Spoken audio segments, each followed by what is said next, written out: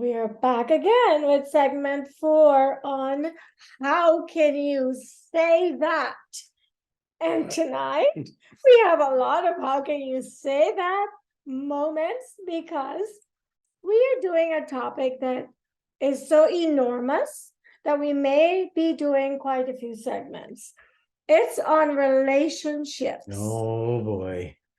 That's a doozy. That's a big one. And it may be a 4-part series, I think. It may be because when you think about it, we have relationships with our enemies or frenemies, our Co-workers, parents, family, friends, teachers, workmates, car salesmen, insurance people, financial advisors, the list goes on. customers, doctors. Well, that's what life is. Life is about relationships. You go through your entire day involved in relationships in one form or another. Some of them intimate, some of them nasty, and everything in between. So it is like you said, it's a deep and involved topic that I think is not something that could be covered in 45 minutes. Exactly. And because we've all had so many different types of relationships, because let's face it, we interact with people. We are people.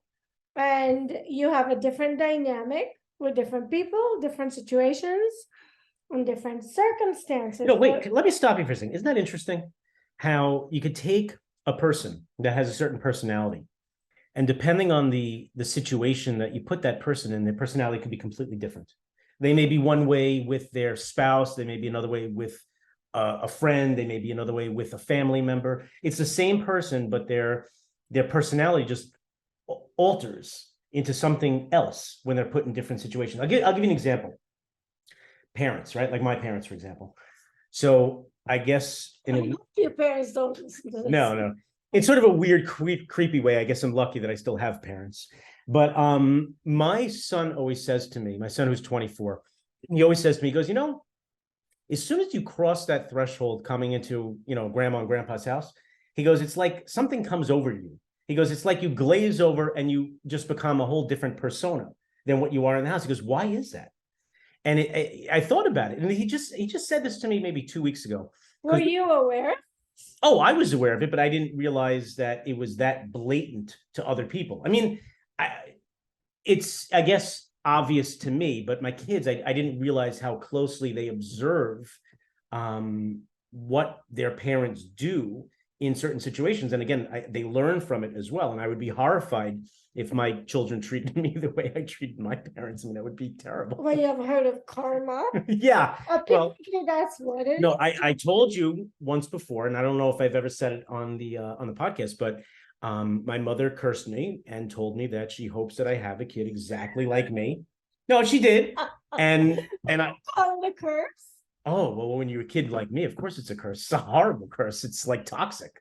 So I have a kid exactly like me in a lot of ways, different in other ways. But the gist of what I used to get from him was exactly what I used to give to my parents, which is just unbelievable amounts of agita and aggravation and stress and nightmares. And it was absolutely horrible feeling. And I curse my mother back every day for putting that horrible hex on me. It was terrible. You are a terrible person. No, I'm not a terrible person. I used to be a terrible person. I'm a good person now. No, it's not that I curse it just for that one particular thing. But I have a very weird dynamic with my parents. And my son was right, because I don't really, it's going to sound so bad. I've already alienated probably 80% of your audience at this point. What are we down to, 20% left? Can I interrupt you? No. I want everyone listening to this podcast to know that the majority of Jon's views are not necessarily mine. I would like to make a disclaimer right now, because Jon, why don't you read that? Okay, well, you gave me this to read, and I was actually not going to read it, but apparently we're not going to let that go. Because I don't want to. Right. The views expressed by me on this podcast are mine exclusively, not a reflection of the perspective of any other member of our team, staff, or anyone associated with this broadcast. If you're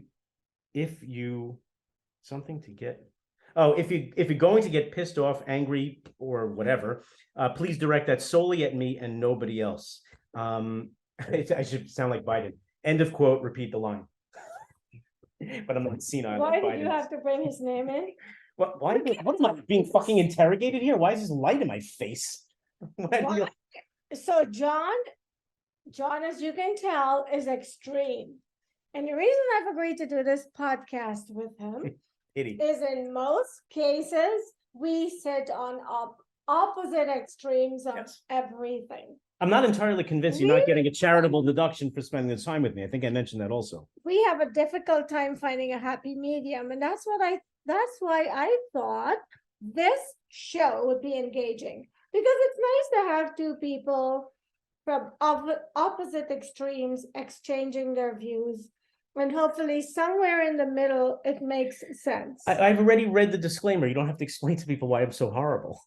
Well, you're not I think they understand that on their own after listening to I'm not out there. It's just when somebody has a certain perspective, there is always an opposing side. So being that we are from different cultures, different backgrounds, different religions, different states, different everything, I just don't know if you're used to getting pushback on your obscure and incorrect perspectives. So I'm the flip side of that. I'm here to kind of straighten you out a little bit and educate you in terms of what really is going on in the world and what life is all about. I just think you live in this little box where you've been sheltered a little bit too much. You know, California is a weird place. And now that you're out in the real world in New York and across the United States, I think it's healthy to expose you to Thanks some for telling people we're in this. What, New York? We covered that already in the first segment. But you're leaving any day, aren't you? In a few hours. Flight's already booked. I might have to follow you. I can't, let you out that quickly. We have to do at least 24 segments, so we could do 2 a month and have people, pay attention to what we're saying. John, you like to deviate so much. Let's get back to the No. Well, I came in prepared with a whole different topic. You're here with relationships. My topic, which I think I'm just going to do my topic, you do yours. What is your topic? It was going to be something along the lines of like government intervention in our lives. And I had this whole rant prepared about vaccines and everything. Edgy topic. Like all right. Oh, so relationships isn't edgy? That's did I just spit in your face? You just wiped your face. Did I just spit in your face? Okay. In my face. No, it's just that I think that we go through our lives and we have all these relationships with different people. And, we've had some of us learn from interactions. Some of us get angry. We cut people off. We flip people off. Right. I mean, let's face it. Not everyone you encounter you have a pleasant interaction with. Oh, that's for sure. And so I thought if we could just break them down into little groups, maybe we can discuss, and maybe somebody listening will find what we're discussing relatable. You know what's interesting? And it might help someone. And that's my goal for why we do this. Yeah. You know what's interesting? The relationship topic, he didn't mention it. It was actually suggested by a couple of the viewers or listeners, the people that listen to the podcast. So we did mention that if you have any topics that you think might be interesting that you want us to address, we'd be happy to do that. And relationships was one of them. It was just kind of vague, but that's why when you were reading, or we were reading some of the different ways we could have relationships, we realized that it's actually a much bigger topic than we originally thought, and a lot more material that we have to deal with. So let's get into it. Let's just jump right in. And so I feel like a lot of times when people refer to relationships, they think of a man and a woman in some kind of a love thing. Whoa. Okay, I got to stop you. I'm going to pretend I'm from California now. It doesn't only have to be a man and a woman. It could be a man and a man. It could be a woman and a woman. It could be a he and a they and a she and a she and a he. It could be anything. Don't put relationships in a box. I don't know. I'm very woke right now. You got me really woke. You got to correct all that because you're not politically correct. I expected more and better from you. Now go ahead. What the hell is a they anyway? How's somebody a they? They is plural. Can you explain that? No, I want to. Do you understand anything about that? Before I was bombarded with all this craziness. Sorry. Is what I was trying to say is when people hear the word relationship, oftentimes their perception is it's a love thing. Right. But it doesn't have to be a man and a woman. It could be anything. Right. We're living in a 20th century, 21st century, whichever it is. But it's a different world now. And everything is acceptable. Okay, but see, no, let me correct you for a second. It's not, People. no, it's not a different world. It's not a different world at all. It's the same world. The problem is people went fucking bananas. That's what the problem is. Because I think let me give you an example. Can I give you an example? it's more No. I want to give you an example. Okay, this is an example. So my father is a retired teacher. Okay, he used to teach in Brooklyn. And when he began teaching in his career, and this is a story he tells all the time. It's not really a story, it's just an observation. He said, you know, when I started teaching, the community that I used to teach in was all whatever nationality it was, okay? He goes, and then as time went by, the community dynamics started to change and the population began to be different than what it was. And by the time he was done with his career, it was completely different. And the school went from being a top school when he started teaching to being one of the worst schools in the city. And he said, you know what? Most of the teachers have been exactly the same throughout those 25 years. The curriculum has been the same thing, nothing changed. We teach the same way. He goes, what is it about this school that went from top of the heap to bottom of the fucking barrel in terms of how the school was ranked? And the answer was the student population changed. I'm not saying what it was, what it is, it doesn't matter, but that's what it was. So when you talk about society now, society hasn't changed. We're all still the same human beings that we always were, but people's I don't know if the word is perception or whatever it is, people's perspective on different things has shifted, and things that used to be viewed as taboo or unacceptable are now not only out there, but they're celebrated as if they're almost better. So let me stop you right there. What do you think is responsible for that? Because I was thinking about that. Think of when we were children. Yeah. Do you think these things weren't happening? Did you think men and women weren't getting Well, when you were a together? kid back in the 1800s, it was very different than when I was a kid back in the 1970s. I mean, it was a very different. Did you have cars at that point, or were you just traveling around in a wagon? Moving around in donkey Wagons. carts. Yeah, the covered wagons. Okay. Okay. Yeah. But What was the question? seriously, what do you think has Oh. changed? Because I'll tell you. No, I'll tell you. I know the answer. I already know the answer. I know the answer. What's changed is the you really want to know the truth? Because this will get rid of whatever listeners you have left. It is the moral decay of society. That's really what it is. And it's the removal. I don't agree. Let me finish. You ask me a question. Give me my answer and you give your answer. It's the moral decay of society where you're removing from society religion, and you're removing from society things that always kind of kept people in check to behave in certain ways. Now, I'm not saying better or worse, but when you look at, well, you're looking at me like I'm crazy. What? You want to take over? I'm digesting what you're saying, but I have a different Okay, perspective. this started in the 1960s. Hold that thought. I think Woodstock. it has a lot to do with social media, and it's easy. Oh no, it changed way before social media. It has. Of course. Listen, when we were kids, you don't think men were getting together with men, women were getting together. They were, but they weren't proud of it and parading it around as if this is some sort of wild success. I believe it's because back then these things were happening. But if you lived in Timbuktu, then you had no way of knowing. But now social media has really connected the world. And if something happens in Greece, in that moment, we can see it because someone posted on Facebook, put it on LinkedIn, on one of the social media platforms that everybody has access to. Right. So it's easier for information to be conveyed. Well, there's positives and negatives to that, of course. Of course. Well, but I think a large part of what's happening in the world today that we may consider catalyst for change is probably just that information is getting out, whereas in the past, it only existed amongst the people who had access. You're right. So let's elaborate on that a little bit. So when I talk about the moral decay of society, I'm talking about starting in the 1960s, where that generation started, using drugs and being more out in the open about promiscuity. But wait, promiscuous. You don't think this exists? No. But it became more public. Of course it did, but it was much less, and it was private. Excuse me, because promiscuity has transcended gender. Yes. But there was a certain family structure and dynamic, and the men used to come home to the housewives, and the housewives had dinner ready, and everyone was all dressed up. The 1940s and 50s and before that was a very different dynamic. Once the 60s rolled around, and that generation came out, whether it was the music, Elvis Presley, all these things, the drugs, Woodstock, it changed culture and it changed society to make a lot of the things that were taboo and unacceptable. It really threw them out into the forefront and said, nah, this is totally fine. So that's where it started. But now what you said about social media is a more recent phenomenon, let's say over the last 10 years. And what that did is it actually made it 100 times worse. It magnified it.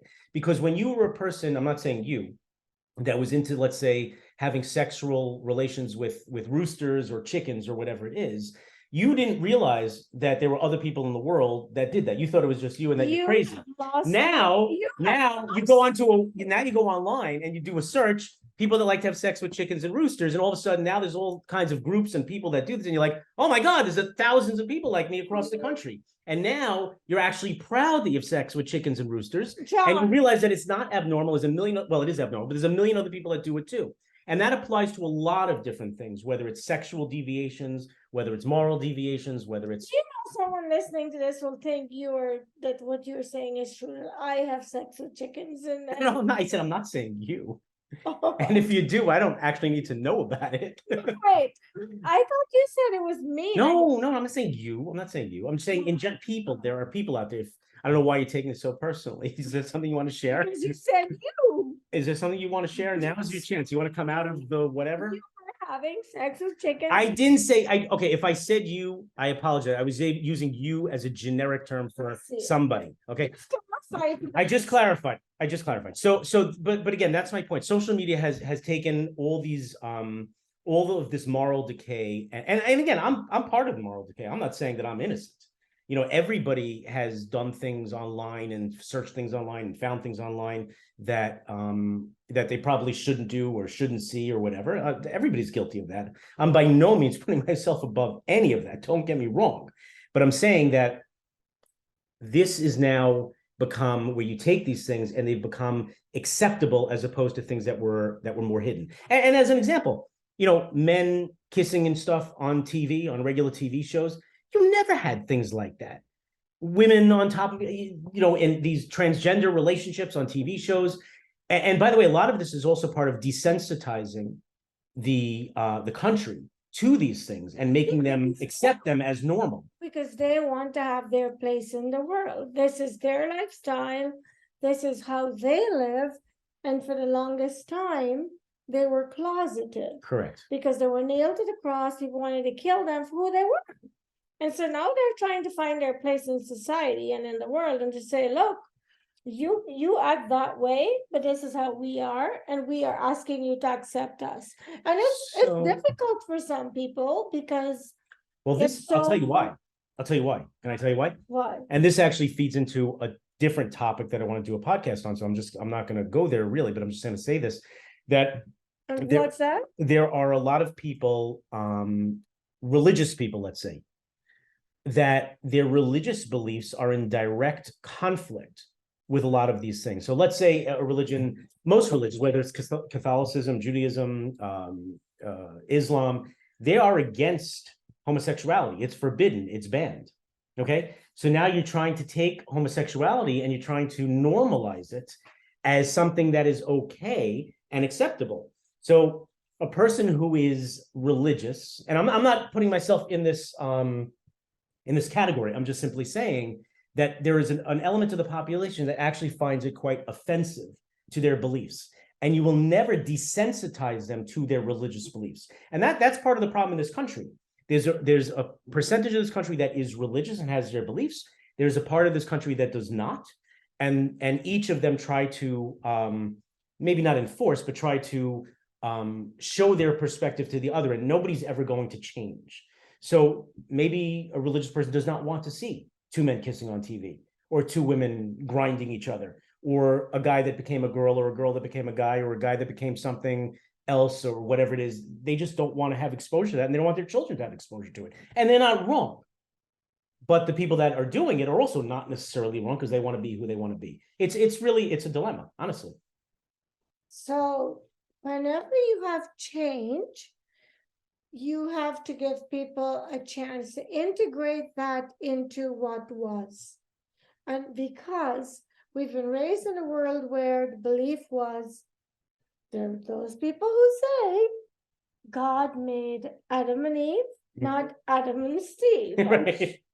I'm sure you've heard this. Well, I did hear that. He really did make Adam and Eve. That is And correct. so for these people, it's difficult to see two men together. But I believe that we're all different. And you may be born I was born see a certain way and act a certain way with your own belief structure. But it doesn't mean that you have the right to condemn someone who has a different one. But they also don't have the right to condemn me for not accepting it. Nobody should condemn another person unless they're hurting other people with what they're doing. The problem with the world is we're all busy judging the other person. Not we're all, but a lot of us. I try not to do that. I've evolved out of it. In my younger life, I did a lot of judging. We And all it's did. because I was brainwashed and there's so much indoctrination that happened earlier in my life. This is wrong and that is right. And, so based on what I was taught that was wrong and right, I judge. Because if you're taught something is wrong and you see someone doing it, it's almost instinctive to judge them like, why are you doing that? It's Correct. wrong. My parents told me that's wrong. Well, the Or my definition of teacher. wrong is also relative because we don't know. Everybody has a different perspective of wrong. So what you're saying is right. We're judging our perspective of wrong based on how we grew up and what we learned as being right or wrong. But as we grow older, I think we realize that evolves and that changes, and our perspectives are different. And we realize maybe some of the things we learned younger on are not necessarily the way we view the world right now. So it's almost like every single child has been programmed to judge. Right. Because of how they. Yeah, no, you're right. But they're being programmed very differently now. They're being indoctrinated in a very different philosophy. Everybody is. There's like, for example, you're Jewish, John. And I cannot speak. Oh my God, really? Holy crap, what a revelation.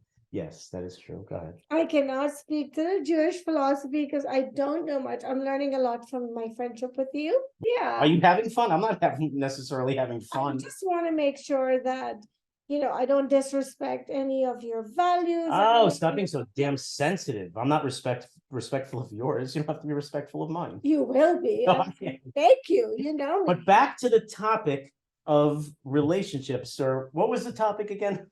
Relationships, right? Yes. Right, relationships. So how did we deviate and get so far? Because that's what happens. We go on these rants and that's how it goes, and that's the way it is. So relationships are actually very interesting, and we all have these different things that we come across every day, like you were saying before. So let me give you an example. Like, let's say even the relationship of you ever go to buy a car. When was the last time you went to buy a car?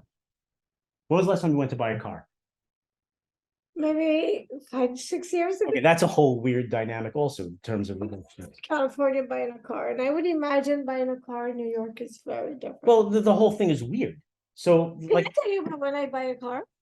You can. Want to hear about when I buy a car? Not particularly, but I would tell you how my experience is buying a car. Oh, it's all about you, John. As always. Not tonight, John. You probably just had a rich husband that bought you a car. No, I have to go in and do it myself. I bought my own car. Yeah. I went to the shop. I saw the car I liked. There was a guy coming out to me and telling me, my boss says this, and then I tell him what I want. And the salesman versus the manager, that game. I'm going back and forth. I go, where's this guy you're talking to? Right. And he showed me, and I go, I don't need you. I'll go speak. Exactly. I will speak to him myself.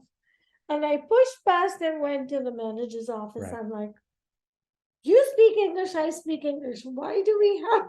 Because that's the guy getting commission to close the deal. But they're usually such amateurs. They're usually so horrible. In the middle, going back and forth, wasting time. Here's the deal. You have a car. I want to buy that car. Mistake right away. You never say you want to buy the car. No. You have to be very vague about it. You're like, I don't really need this car. You didn't let me finish. But you blew it already. You already showed your hand. You showed your cards and you said, I need a car. Now he knows he's got you by the balls. Listen, so now we're talking about a relationship and buying a car. Yeah. the relationship between the buyer and the seller. So I said, I want to buy a car today.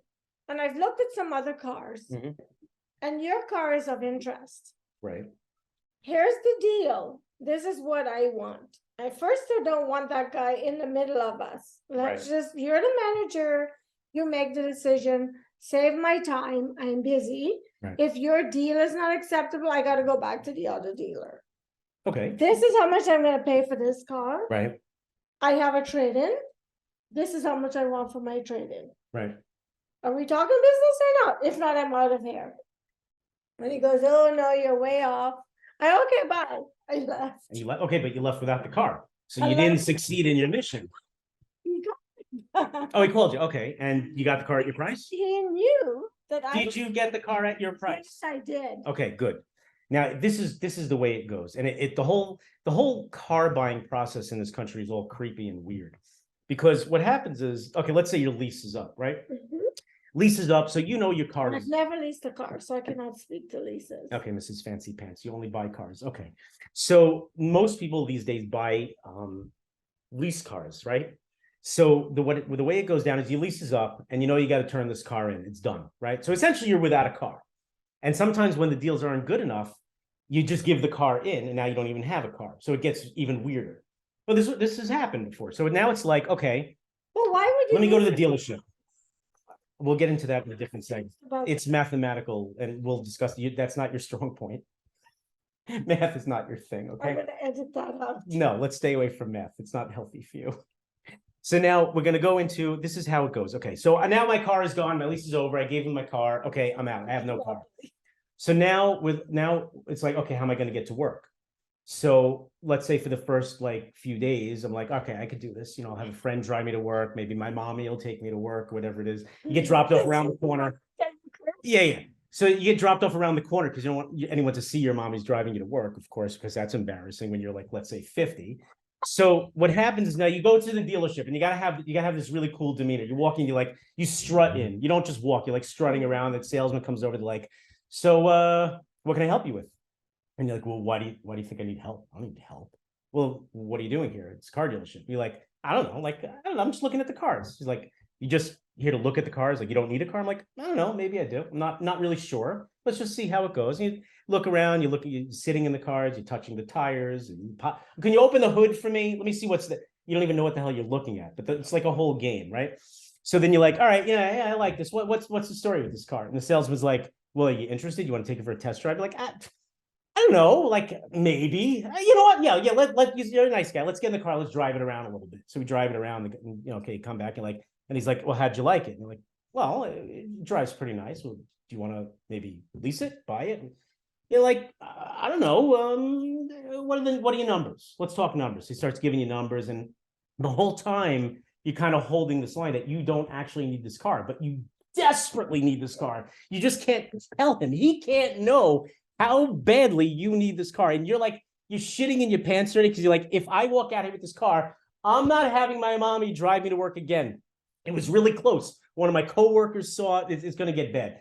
So you start to get a little bit more serious. You're like, okay, so, okay, your numbers are okay. This is what and eventually what happens is you get to a number where you're comfortable. You're like, all right, you know what?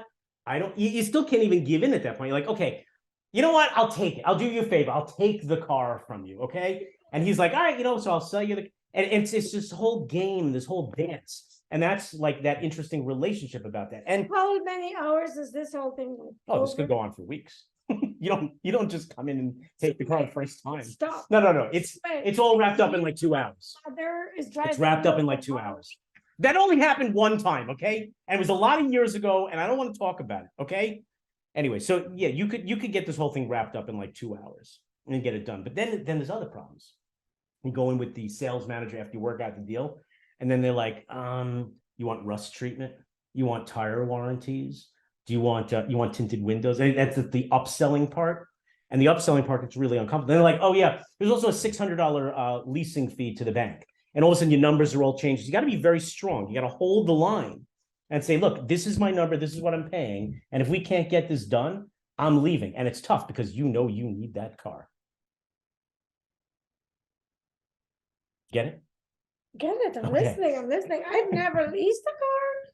I just go buy the car and I'm done. If with you it. need to lease a car, you bring me with you, and I will get the deal done for you at a price that is unheard of. Okay, for the listeners and for me, for those who don't know, Mm. why would you lease a car or buying a car? We're talking about a So let me relationship. tell you why. It's like we're focusing on buying a car. Commonly misunderstood situation, leasing or buying, because the way it works is it's math. Okay.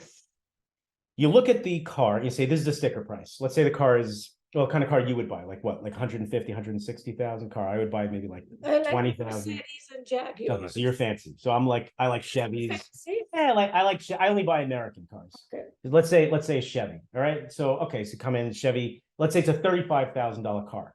All right. So you look at the lease payments. You go, okay, if I lease the car over the course of the 3-year lease, I'm going to spend X. And then at the end of the lease, I can buy the car for Y. So I take my X and my Y, add it together, and you look at the sticker price if I just come in and buy the car. And what you realize is the numbers are almost the same. So why would you give that $35,000 up front to the guy and take the car? And then as soon as you drive it out of the showroom, the car is already worth 15% less. You go, you crash the car, you destroy the car, whatever it is, you're going to get paid. Am I giving you hives? No. Oh. If you come back and the insurance company is going to pay you for that car less than what you paid. If I lease it, and during that first 3 years of the lease, the car gets destroyed, stolen, whatever, it doesn't cost me anything. I'm made whole, I walk away. And at the end of those 3 years, I could just buy the car at the end of the lease if I want. And it came out to about the same thing as just paying the sticker price up front. Do you understand that? Mhm. So why would anybody buy the car is the question. Well, I've bought cars. Are Why? you telling me something is wrong with me? Yes. I didn't do the math. You didn't do the math. And what you said is, I want to own this. No, you said, I want to own this. And you know what the problem with owning a car is? A car is a depreciable asset that eventually goes to zero. At the end of the day, a car will be worth nothing. That's the math. So That's not true. I had a course it's true. Mercedes for 14 years and I sold it for $4,000. But if you continued to own it, it would have been zero. Eventually, it goes to zero. Yeah, but it would have served my purpose for over 14 years. So what's your argument? The argument is you got back $4,000 from how much did you spend when you bought it originally? But what about a 14? How much did you spend? How much did you spend on that car? I don't remember. Oh. Let's say you spent 50 and you got back 4. Now that's a good investment. You lost $46,000 over the course of that time. So what about all the years it served my life by by taking me wherever I needed to go? Are we talking about husbands or cars now? God, John. That's another He's interesting. crazy. That's another interesting relationship. segment. No, we're talking about relationships. We could talk about spouses. Talking about the cars, right? So now we switched over to husband. We're skipping around talking about relationships. I was giving you an example of a car salesman type of dynamic and relationship. But like we said, we went over a whole list of different types of Okay, so relationships. now I understand why someone would want to lease versus buying, and I get it's all math and it's all about money. And it's also about Life differently, because if you damage it, when you have to turn it back in, just buy it at the end. Then you don't have to fix anything. and how much is it worth then? It's in your lease agreement. Your buyout at the end of the lease is in your lease agreement. So that's what I said. You take the number of payments you made over the 3 years plus the buyout at the end, and you look at that versus the sticker price, and what you'll find is it's about the same thing. So why give them the money up front? Maybe I could take that money, instead of giving it to them up front, I can invest it, and I can earn money on that money instead of handing it over to them. You didn't think this through very well, did you? I take care of my own life. I don't have a John to do that. Well, but that's so now you do. And next time you go into lease, you're in the market for a car, you and I are going to go to a dealership and I'm going to teach you how to get a really good deal on a lease. Nobody gets lease deals like me. I think I haven't aced you by then. Aced or iced? Aced. Aced, what does aced mean? God, oh, like gone.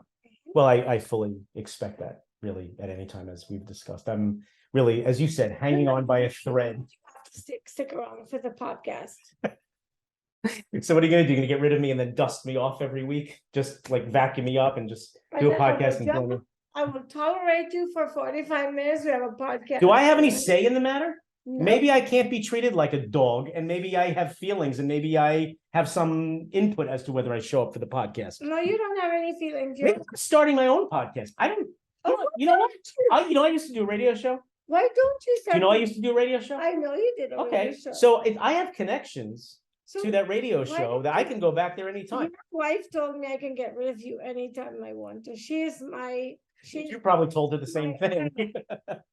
Well, that's because women always stick together. That's the way it works. Whenever two women can hate each other, but if there's a dispute with the man, these women all of a sudden become best friends. They bond together instantly to attack the man. I've seen it happen. It's happened to me multiple times in my office, in my outside my office, everywhere. You put two women that despise each other. They can't even look at each other. But you put that man in the middle and there's an argument. Those women are like two vicious pit bulls ganging up on the guy as if they're best friends. Now, as soon as the guy is destroyed, they go back to hating each other. But that's the woman relationship, guys. The girl thing, you know? we've all experienced it. Now, by the way, men are not like that. Men will not team up with each other against a woman because each of those men is looking at those women and saying, looking at that woman and going, oh, well, maybe I can get her. So if I gang up on her, obviously I'm out. Let me take her side. The other guy's like, no, I'll take her side. And before you know it, the woman has two guys that hate each other, but are both vying for the woman's attention. Again, this is part of relationships. This is part of relationships and how we handle relationships and how society has taught us to do these kind of things. Right? Funny, but it's true. It is true. For you men, It's terrible. it's all about getting with the woman. And all the logic goes out of the window. Well, for And straight the men, woman's for straight men. desire. For straight men. Yeah. Yeah. It's But that's the way we it's were a made. very interesting dynamic. You can't fault us. This is the way God built us. To do what? I don't know. But you just I believe you don't know God has built us to want to be with women. I mean, am I telling you anything that's so earth-shattering here? Well, What did you think God put us here for? I don't To watch know. football games? I think so. No, It's a pity he didn't just put you guys to watch football. I don't even like football. I don't even like 'Cause organized sports. You guys create so much havoc. Why with would I your- want to take the testosterone? Why would I want to take time out of my life and watch men tackling and jumping all over each other and throwing balls back and forth? I have no interest in organized sports. I think organized sports is a scam that's being perpetuated on men across the country. So are you? No, It's a money grab. every country in the world is into sports, John. It's ridiculous. Are you Total sure? waste of time. Eh? I like the way. You know, I have to ask. You're the first man that I've met that has this perspective on sports. You could probably finish that sentence in a lot of different ways. You're the first man that I met that, yes, you fill in the blanks. There are many, many ways where you are so different. Yes, I think that's part of my charm. You're charmed? Why are you not charmed by me? Based on your own perspective? You're not charmed by me? Not at all, John. God, You're it's out there terrible. somewhere. Oh, God. I feel sometimes like I'm doing a podcast with an alien.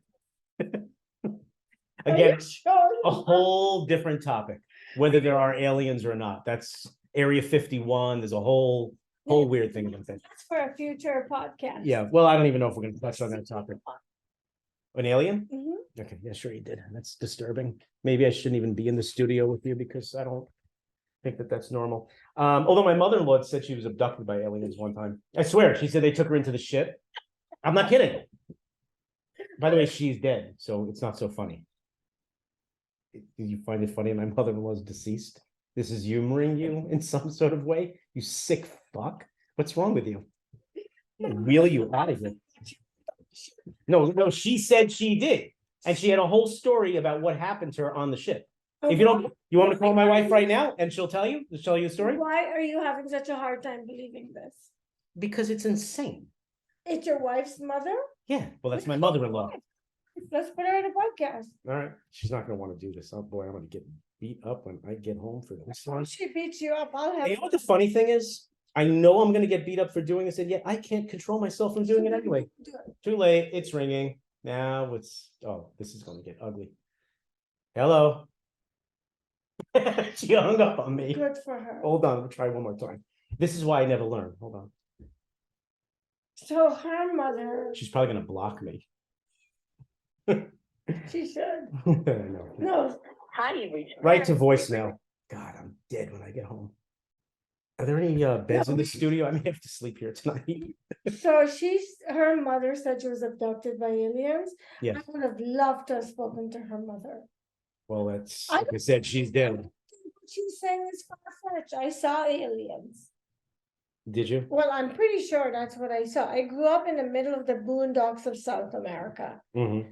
And the only thing that can fit the description of what I saw is what people call aliens. Mm-hmm. But John, we're in the middle of the podcast talking about relationships. We can't deviate so drastically that now we're talking about aliens. No, well, I'm not talking. I was just telling you that my mother-in-law was insane, but you seem to think that what her story was is somewhat normal. So No. I was just amused because I've watched many interviews of people who claim that they've been abducted, and I don't think they're crazy. Mhm, okay. Well, there are mental institutions that are filled with people like that that have those kind of claims. Oh, she's texting me back now. Hold on. Her answer to being on the podcast: not happening. Very simple, not happening. All right, so that's the end of that. I have a feeling Clearly, your wife is a smart woman. she might be calling the locksmith right now. I have a bad feeling. Sleep there. Thank you.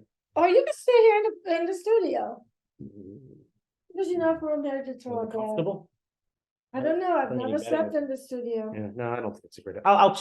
I'll take my chances. I'll head home. You know, Yeah. the one thing life has taught me is not to judge and laugh at people's experience because experiences. You were just hysterical laughing. Because the way you said it was amusing me. But listen, Okay. I've watched many interviews with people, and I have to tell you that they've had very similar stories. So it can't be that far-fetched if everybody has the same story. Do all of these people use any sort of mind-altering substances? No, they don't. Mhm. I watched one show once with three men who were fishing somewhere in Vancouver Right. in the middle of the night, Mhm. and a light appeared before them, right above there, a very huge, unusual light Mhm. that shone on their boat, Right. and then they all lost memory for like 3 or 4 hours. They don't know what happened. Right. And then what they do remember after was being on the ship. And apparently the aliens implanted a device in one of their legs because Okay, it's just getting stupider and stupider. Like the person that saw the Virgin Mary in a grilled cheese sandwich. Like the toaster grilled of the Virgin Mary in there, and then all of a sudden this grilled cheese sandwich became famous. John, These things are stupid. They're not. I don't judge people's experiences. Neither do I, but I'm judging that one. It's dumb. No, it's Okay, not. let's move on because this is insanity. I believe what they said. Okay, you're very gullible. What? Okay, fine. They're right. There's aliens. Everyone has aliens. We all love aliens. Okay. You So- are an alien, so there you go. When I first met you, that was my thought. So, John, we're almost out of time. What? Why? And so I want, we were talking about relationships that we've been all over. We the didn't place. cover anything practically. Well, relationships that we've established in the very beginning of this podcast is an enormous umbrella, and it can encompass life. Right. Because life is built on various relationships. We're in the serious part of the podcast now. And so I think we haven't really scratched the surface.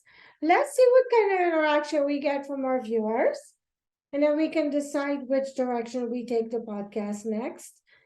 Maybe what we should do is have a podcast where we're open to interactions with the viewers. Oh God, really? I'm terrified. I can't do that. I think that would be really Frightening. No, They're gonna be mean to me. People are gonna be really mean to me. yeah, because John, you invite. Yeah, but I could do that when And nobody's you actually have to confronting me. Once they start confronting me, I'm gonna run away like a baby. Invite animosity. Sorry, But only when they can't actually talk to me. as my co-producer, I will protect you best I can. Please, can I get that in writing? They can't come after you with machetes and guns because they don't know where to find you. Say Well, I gave you my address the last podcast in Washington. Remember? they will come and get you from the White House, and they should. So tell us, tonight we were all over the place. It's hard to focus a little bit. Yes, but everything we discuss is sort of part of a relationship. Correct. But before we wrap up, the one thing I would say, I feel relationships in our lives, some of them, people come in and they go. People come in and they go. It's only a very select and few people that continue to be a part of our lives. Like a revolving door. Yeah. For most people. And I don't believe that everyone comes into your life for a reason, for a season, to teach you lessons, to learn from you. But I believe every single interaction you've had with another human being affects you in some way. positive to divine. Yes. And should teach you something. I agree with you. Or benefit you in some way, or benefit them in some way. Yeah. It's not always about you. Well, I like the ones that benefit me primarily. Of course. We all are you guys picking up on the narcissism I have to deal with when I deal with this guy? Wait, there was one viewer that had some comments that I'd like to share. I think sum it up very well. Tell us. I believe he referred to me as an arrogant, pompous, narcissistic asshole. And I think he summed it up beautifully. But then he also said he thought I was actually pretty entertaining and smart. So that kind of negated some of the mean stuff. But you are who you are. Can't help it. Never could. We thank you so much for continuing to listen to us. Hopefully, something we said tonight resonated with you. Relationships, it's such a vast topic. It was difficult to stay true to one particular relationship, but we are looking forward to bringing more in the future. And we appreciate all of your feedback, and we continue to look forward to your recommendations in terms of topics that you want to hear us cover. And we will see you next time with more on relationships. Segment on relationships. To be continued. TBC. And thank you so much for listening to us.